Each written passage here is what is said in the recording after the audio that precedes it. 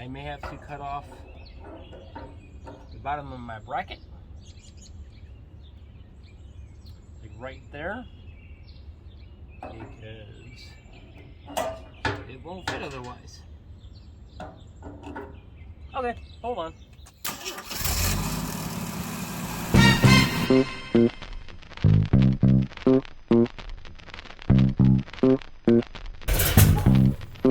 Go back.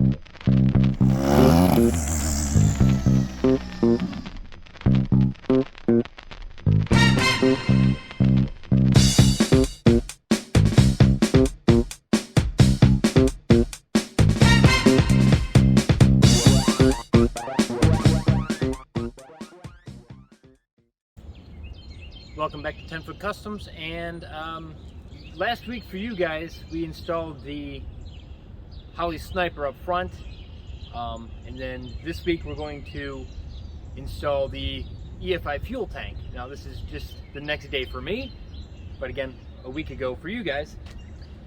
The reason we have to do this is because the 72 Novas did not come with factory with a fuel return line option. So there's a couple ways we could have not had to worry about that. We could have pulled the tank, drilled a hole, and put a return into it, and then ran with the fuel pump that Holley supplied with the Sniper. It's an inline fuel pump, and we could have just ran that and just done our own vent. There's also a way that you can cut the filler tube and put a coupler. A company makes a coupler that you can feed a return line into, and it just shoots the return fuel back and down the filler tube into the tank. We decided to do neither of those, and we decided to go with a Tanks Inc EFI fuel tank. It's made it easier. I didn't want to have to try to be getting this cleaned out and weld on it, and it just, why not? If you're going to spend the money, you might as well just spend all your money. The first thing that Tanks Inc says in the instructions is to make sure that the tanks are the same. So we're going to drop this tank out and match it up to the Tanks Inc tank, and if it's the same, I'm then going to paint the Tanks Inc paint with a undercoating. It's got a paint on it, like a clear coat on it, but I just want to put like a undercoating on it just to make it a little bit more durable, a little more sound deadening. And but it's been raining on and off all day, so right now we have, I think, a window of about an hour where we can try to get this tank pulled out.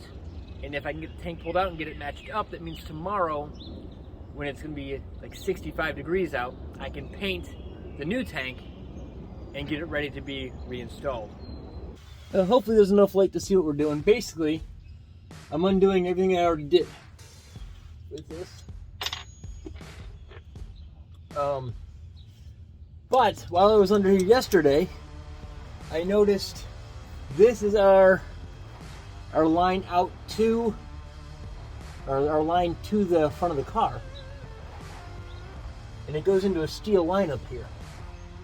And if it's a barbed steel line, right there, then I am just going to use that steel line to run my pressure line all the way forward, and then just run the rubber line back for the return. Just seems to make way more sense that way. Why use up line that I don't need? So the first thing is, let's undo this fuel line. And of course we're going to drip it into our sleeve and everything, so that'll be fun.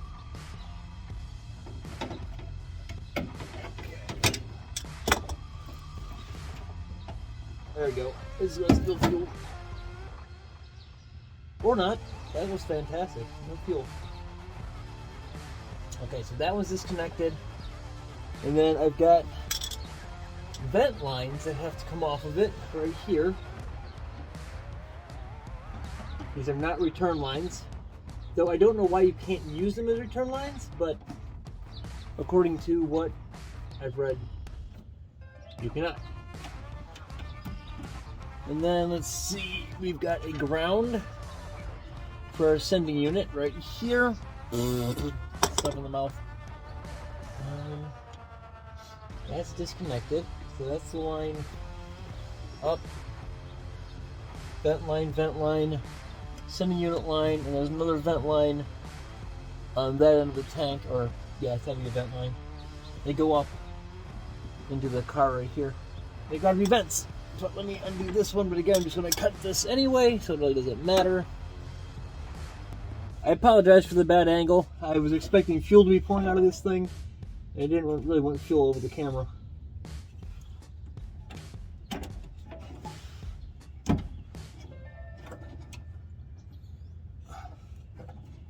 Oh, this is going really far.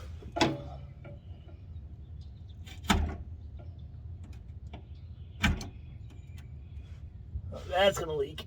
There we go. I got some fuel leaking.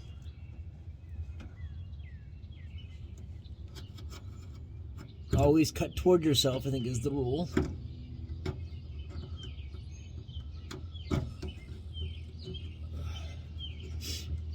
Okay, that's out. We have this. We have this ground line here that I'm going to just. Will it come off? Probably, if I can do it. Yep, like that. Ground line's off. Okay, I did get new straps, so I have to get these bolts out. But I think I can do that after the tank has been dropped out. Two straps. We have a strap here and the strap here. 9/16 on these. I don't think there's a ton of fuel left in the tank. We ran it pretty dry, but I guess we'll find out. There we go. There we go.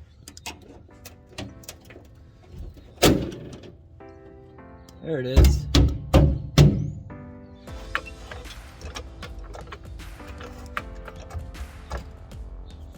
Okay, that should be supported enough.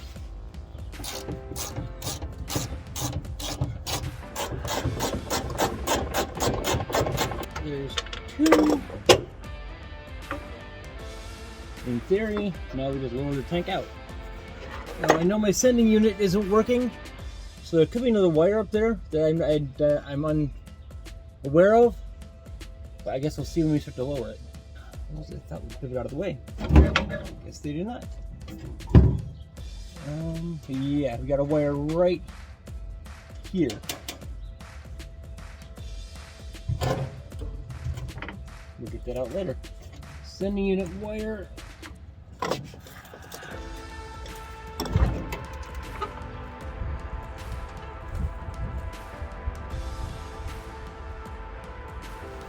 Maybe the original tank.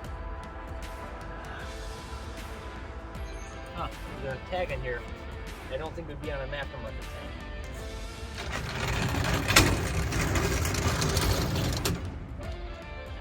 So this is what we're working with here. We got the old tank, which I do believe is all original, and then this new Tanks Inc tank. I was gonna paint it, but it's got a coat of paint on it. I don't know why. I just be a waste of paint, honestly. So I'm going to put the sending unit in, and I think this is our vent line, which I've got, the kit comes with a vent that you can mount. This looks pretty self-explanatory.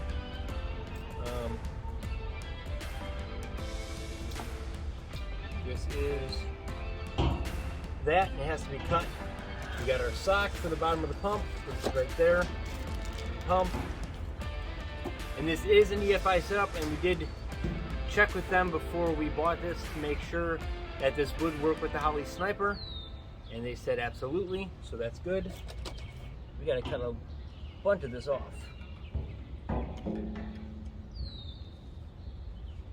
Trim the return on the supply line tubes of length determined in step 1. Okay, depth of tank, oh, minus pump, duh.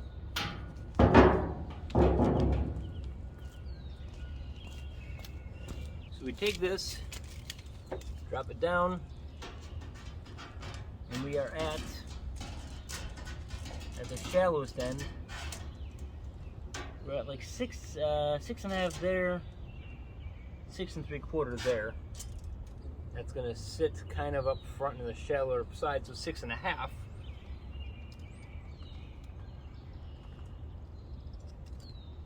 Make sure we don't go too low. How much does the sock take up? I just want to put the sock on to find out. Those just kind of press on. If I want to put this, let's see. Apply. Probably like, how do my wires get out of there? Oh, right. Oh, right there. That's interesting. Now these go up through here.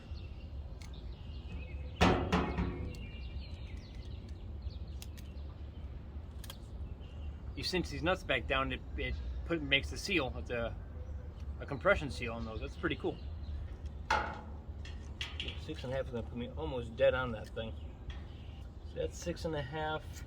If I cut the tube, I'll probably come down just a hair bit more because this will compress a little bit. We'll come to there. And we'll try that. You can always cut more off. I can't add more. Well, I guess I could add more tubing, flip it around and redo it, but I don't want to add more tubing. We have cut this down, and I'm going to get a clamp they supply. Put it on there. And this was supposed to, the return line is supposed to be cut roughly to the bottom of the pump. And then I cut it to face away from where the pump would be. I don't know if that's necessary or not, but that's what I did. And then this is very stiff. This black tubing is very stiff, so I'm going to use a little bit of heat to soften it. Don't do that if you have already dipped this in gasoline in any way. That would not be a good idea.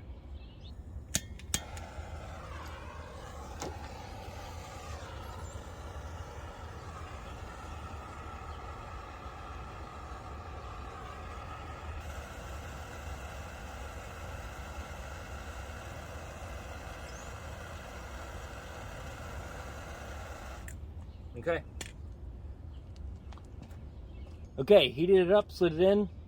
I'll clamp it here. This is kind of not exactly where I wanted it, but it's still shooting away from the pickup of the pump. And then this should be, yeah, about 6.5 inches. So we should be good. Starting to get a little bit of rain. Hopefully not too much here. And I will snug these down, and that will finish the fuel pump portion of this. I think this has to go on there still, which I probably should have put on already. Rain is starting to come. I'm going to slide this tank underneath here, get out of the rain, and hopefully it'll stop here in a minute, and then we can get back to this. Doesn't look like the rain's going to stop for today, so we're probably done for right now, and we'll try again tomorrow after work, because it's supposed to be just as nice warm-wise, but no rain. So hopefully nothing's getting wet underneath the car, and we'll try again tomorrow. Now the rain stopped for a minute again, so let's see if we can't get these sending units put in. So here's the sending unit, and it says float side. I'm assuming I just take this piece out and put my float into it. I'm gonna go read the instructions on that really quick. Don't forget to install this piece before you put your sock on, like I did. I had to pull the sock back off, which isn't difficult. You kind of twist and pull, it comes off. Put your little foam piece on, and zip ties go around here. Put your sock back on. These are in, and you just snug down these 9mm nuts till these don't move anymore. Don't over tighten them, they will break. And then we'll put our gasket on. Now they have a Permatex part number if you want to add a little more sealant. I don't have that sealant that they talk about. I do have some high-tack, and I do like high-tack. It is semi-fuel resistant. I use it on motorcycle carts a lot, and it holds up really well. So I'm going to put a little bit of that down on my gasket surface, and on my threads. And I'm going to do the same thing on the underside of the fuel pump.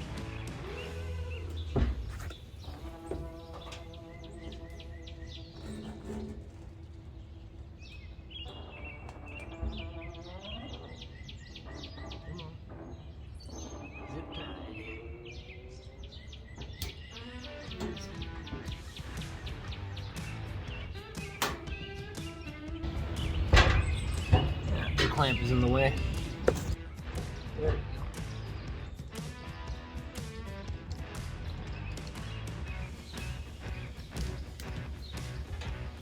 Much better. Okay, now we'll open the gasket back up. Look where it went. There they are. Drop it under there. These go to like a half a foot-pound. So a half a foot-pound is not very much. But I also don't have my torque wrench here. So I'm just going to give them a nice little snug.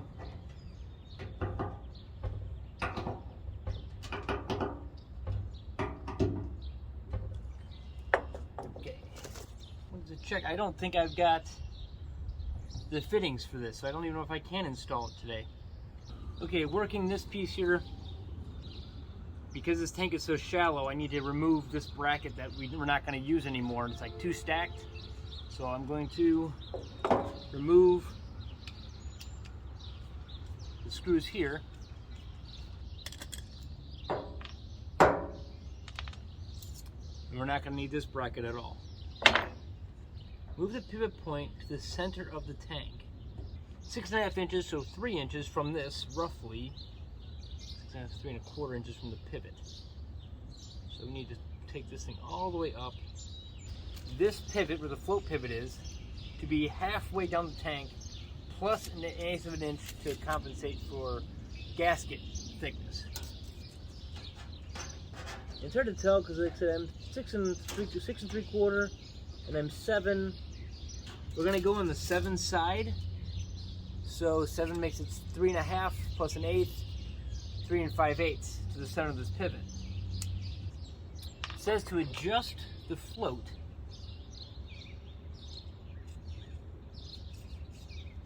so that it is approximately 1/8 of an inch below. Isn't actually with this one. Seems like it's not going to do much. Approximately 1/8 of an inch below this gas. Now, if I do it from here, or sideways maybe? Sideways is probably the best. It's going to give me the best amount of travel. So we want to be, ugh, that's too high. I grabbed this piece of 1/8 inch bar stock. So sit it up, flush underneath my gasket, and I should be able to then do that. And there's a stop right here.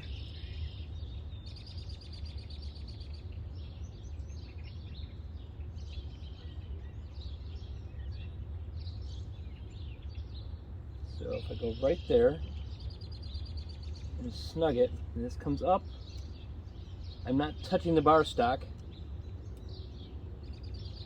And the only problem is I think I'm lower than the tank though. Like that's gonna hit the bottom of the tank before it says empty, which I don't like that either. Let's try it sideways. Okay, again, hitting here, we're just below that. I still think that's gonna go well below my fuel. I'm 7 at that part of the tank. It's gonna be very close. I bet you we're gonna make it. So 7 from there. We're gonna be close. So that's where we're gonna set it. Hit stops and stops. We're just gonna cut off the back part of this, and we should be good.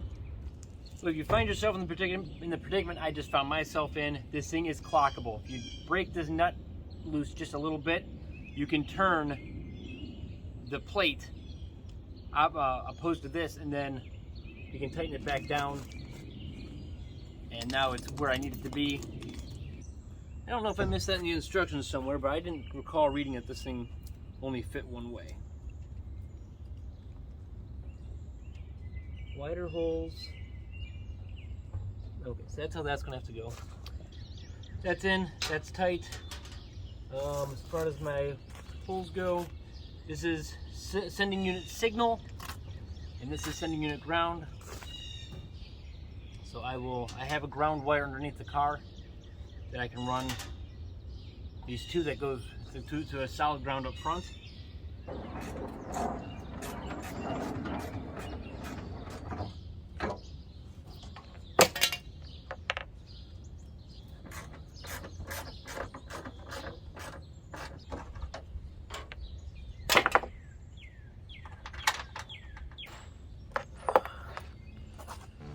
Well, the rain is starting to come down again, so we're gonna pick up our mess again.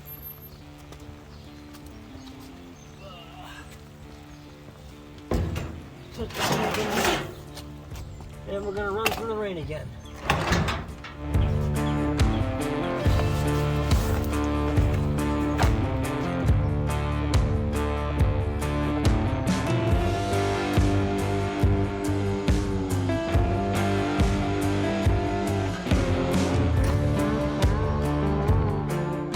Welcome back. I think the last that you saw me, I was running from the rainstorm, and that was Sunday night, and today's Tuesday evening, and the rain has finally stopped.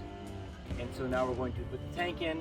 I did decide to paint it, and that was a bad idea because whatever coating of paint was on this tank, this rubberized undercoating bed liner stuff does not stick to. And if you press your hand into it, you pull it right off, so it's going to fall off in a very short time anyway. Whatever, the tank did have a coat of something on it. I think the last thing you saw with me though is actually throwing the tank brackets out from underneath here. So I think we'll start with that. We'll get the new tank brackets in. I painted those black. We'll put those underneath here, and we will get the tank stuff back underneath. I'll show you what I did to the tank. I did do some stuff while it was raining to get the tank ready to go underneath. So I will bring you in here and show you that. The few things I got done here was I got the sending unit wired and the fuel pump wired. The ground, I just ran a ground from over here, and it connects to the ground on the fuel pump. So I'll just, when I wire this in to a good ground source, that'll be ground for both of those. And then the orange is the fuel gauge sender, and then the red here is the fuel pump. So they all just come out into this bundle here, and then I'll wire them in once it's underneath the thing. Look at this, man. This is just did not stick at all. I didn't sand it. I didn't prep it. I figured it would stick. It's like rubbery. I thought it would stick to that tank, but whatever. Not a big deal. This is a vent line. This is a vent line, and then the Tanks Inc give you this Y fitting or T. So I have that in here, and this will run up to the vent that they supply. This is my supply line to the Sniper, and I know that the line is like somewhere right over here. So I cut this long enough that I can get this plumbed in to the steel line underneath the car. I'm going to use the steel line that already exists for my pressure line. It'll save me on this rubber line, and it's steel, so it'll definitely hold the pressure. Okay, we're going to install our new straps. These are definitely painted because they were bare steel, so I put a good coat of paint on them to make sure they would last a little bit. There we go. That one drops in like that. Same thing on this side. Like that.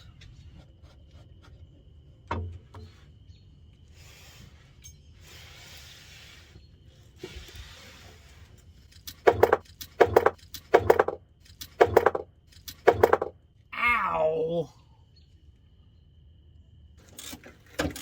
Ow. So she said I just should be able to throw it in and roll it? Yeah, I mean, check to make sure there's nothing on the tire. Ow! Dang it. Make sure there's nothing on the tires. Oh, like on? Yeah. Stupid thumb. What? I just cut it open again. Which one? The bad thumb. And we're back with a Band-Aid now. What did I hit? I don't even know what I hit. It was sharp though. Okay, I'll leave them a little bit loose so when the tank slides up in here, we can make them tight.